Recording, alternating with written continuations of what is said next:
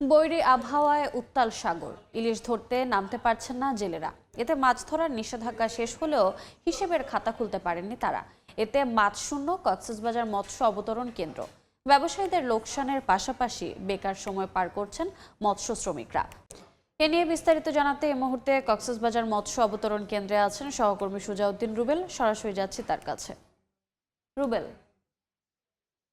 সাগরে ৫৮ দিনের যে নিষেধাজ্ঞা ছিল সেটি শেষ হয়েছে ১১ই জুন। এরপর আজকে ১০ দিন পেরিয়েছে, কিন্তু এখনো পর্যন্ত যেভাবে ইলিশ আসার কথা সেই ইলিশ এখনো কাঙ্ক্ষিত ইলিশ দেখা যায়নি। তবে বৈরী আবহাওয়া ভর করেছে কক্সবাজারে, বিশেষ করে ৫৮ দিনের নিষেধাজ্ঞার পরেই কিন্তু সব ট্রলার এখনো পর্যন্ত উপকূল ছাড়েনি, যেহেতু বৈরী আবহাওয়া ৩ নম্বর সতর্ক সংকেত ছিল।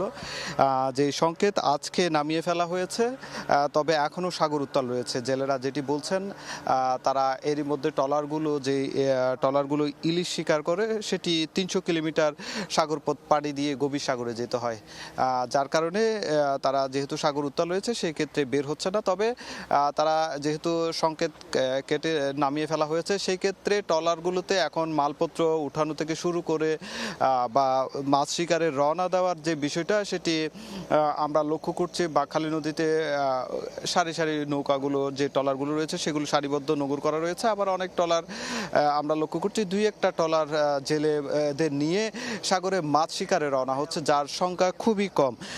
জেলা ফিশিং বোট মালিক সমিতি যেটি জানিয়েছে, প্রায় ৬,০০০-এর অধিক ট্রলার রয়েছে ইলিশ ধরার।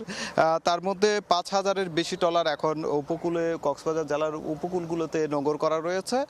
যেহেতু সাগর উত্তাল, সেক্ষেত্রে আবহাওয়া পরিস্থিতি আরও ২-১ দিন দেখার পর যদি ভালো হয়, সেক্ষেত্রে তারা সাগরে রওনা দিবেন সেই বিষয়টি বলছে। তবে আমরা উপকূলে যে ঘাটগুলো রয়েছে সেখানে দেখতে পেয়েছি জেলেরা অনেকে ট্রলারে অবস্থান করছে, আবার অনেকে আমরা লক্ষ্য করছি তারা দোকানগুলো রয়েছে ঘাটের পাশে, সেই দোকানগুলোতে চায়ের দোকানে আড্ডাবাজিতে মেতে রয়েছেন। তবে সবাই দুশ্চিন্তায় রয়েছেন। তারা যেটি বলছে, যেহেতু নিষেধাজ্ঞা কাটানোর পরও তারা সাগরে যেতে পারছেন না, সেক্ষেত্রে তাদের সংসার চালানোটা অনেক কঠিন হয়ে পড়ছে এবং তারা খুব কষ্টের মধ্যে দিন কাটছে, যার কারণে কিন্তু জেলেদের পাশাপাশি বুট মালিক, মৎস্য ব্যবসায়ী সবাই এটি ক্ষতির সম্মুখীন হচ্ছে বলে জানিয়েছে।